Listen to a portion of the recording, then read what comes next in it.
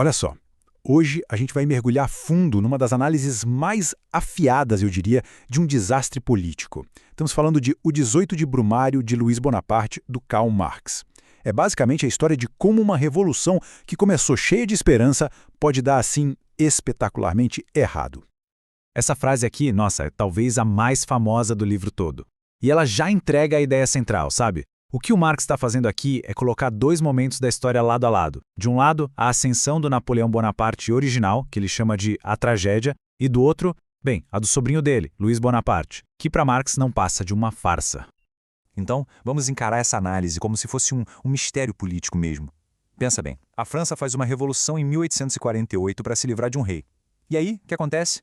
3 aninhos depois, pá, tem um imperador de novo. Como é que isso foi acontecer?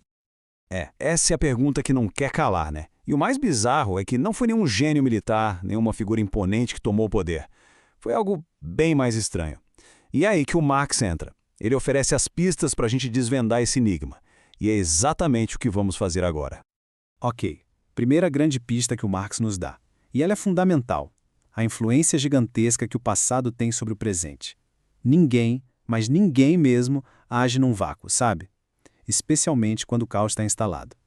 E aqui está o ponto central do argumento do Marx. Os revolucionários lá de 1848, eles achavam que estavam começando do zero, sabe? Uma página em branco para escrever o futuro. Só que, na verdade, eles estavam presos a um roteiro que já tinha sido escrito por quem veio antes. E tá aí, ele, o próprio autor. É importante lembrar que o Marx não era só um teórico de gabinete, não. Ele era um jornalista, um cara super atento, acompanhando tudo isso acontecer em tempo real, tentando sacar quais eram as forças ocultas por trás dos panos da história. Mas o Marx não para por aí. Ele usa uma imagem muito forte para descrever essa influência. Ele diz que a tradição das gerações passadas pesa sobre a mente dos vivos como um pesadelo. Puxa, é uma imagem e tanto, né? E aqui a gente vê isso na prática, de forma bem concreta. Em momentos de crise, de grande mudança, o que as pessoas fazem? Elas olham para trás, procuram um modelo. Os revolucionários da Primeira Revolução Francesa, lá em 1789, se imaginavam como heróis da República Romana. Já a galera de 1848 tentou copiar os heróis de 1789. Mas, para o Marx, o resultado foi só uma imitação barata, uma paródia. Beleza, vamos para a próxima peça do quebra-cabeça. A famosa luta de classes. Para Marx, isso é o que move a história. E a França daquela época? Nossa, era o palco perfeito de uma sociedade em guerra com ela mesma. Isso aqui é super importante de entender. Não existia o povo francês como uma coisa só unida. O que existiam eram vários grupos, cada um com seus próprios interesses, lutando por poder, por segurança, e os objetivos de um batiam de frente com os do outro. E essa briga toda acabou criando o vácuo de poder perfeito. E aqui a gente vê o tamanho do impasse. De um lado, o proletariado, os trabalhadores da cidade, querendo uma revolução social para valer. Do outro, a burguesia, os donos das coisas, querendo ordem para proteger suas propriedades, morrendo de medo do proletariado.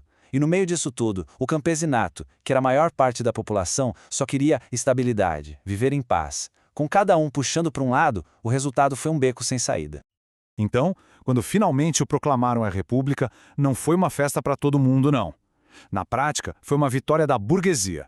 Eles pegaram o poder do Estado e usaram para reprimir com força as vontades do proletariado. O exemplo mais brutal disso foi o massacre do Levante dos dias de junho.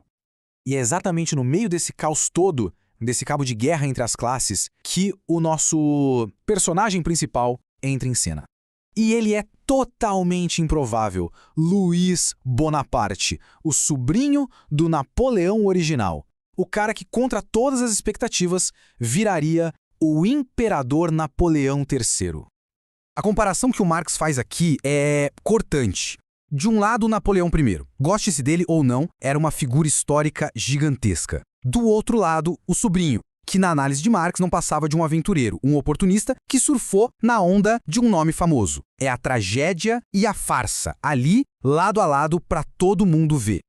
A estratégia dele foi, de certa forma, brilhante de tão simples. Ele foi o político que prometeu tudo para todo mundo. Para os camponeses, ele vendeu a nostalgia, a glória do nome Napoleão. Para a burguesia, a promessa era de ordem, ou seja, reprimir os socialistas. E para a nação inteira, ele se apresentou como o homem forte, o único capaz de acabar com a bagunça e trazer estabilidade. E aqui a gente chega no ponto central do diagnóstico do Marx. Luiz Bonaparte não era um gênio, um super-homem. Ele era o sintoma de uma sociedade doente e dividida. Ele só conseguiu chegar ao poder porque as outras classes estavam tão ocupadas brigando entre si que, no fim, elas se neutralizaram. E isso abriu um vácuo, o espaço perfeito para um aventureiro entrar e pegar o poder para si. Certo.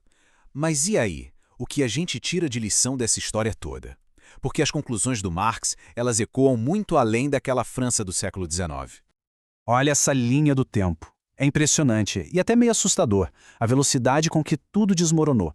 Em menos de 4 anos, a gente sai da esperança de uma revolução e cai no autoritarismo de um novo império. Foi uma verdadeira espiral descendente, alimentada ao tempo todo pela divisão e pelo medo. E aqui está o grande alerta que a análise de Marx nos deixa. Quando uma sociedade se racha a tal ponto que ninguém mais consegue conversar, que o compromisso vira uma palavra vazia, ela se torna um prato cheio para figuras autoritárias. Aquelas que chegam prometendo resolver a bagunça, prometendo ordem, não importa o preço. E a gente fecha o círculo voltando para essa frase. Ela resume tudo de forma perfeita, não acha? É a tragédia da situação. Os revolucionários não conseguiram se livrar do fantasma do passado. E, ao tentar reviver uma glória antiga, acabaram criando uma farsa que botou um fim na própria república que eles criaram. No fim, essa análise de um golpe de Estado de mais de 170 anos atrás nos deixa com essa pergunta que é absurdamente atual. O que acontece quando a saudade de um passado, talvez um passado que nunca nem existiu de verdade, é usada como arma política? Esse apelo a uma grandeza perdida, essa promessa de restaurar uma glória antiga, são ferramentas políticas que continuam muito, mas muito poderosas. E essa é uma reflexão que hoje, mais do que nunca, talvez valha a pena fazer.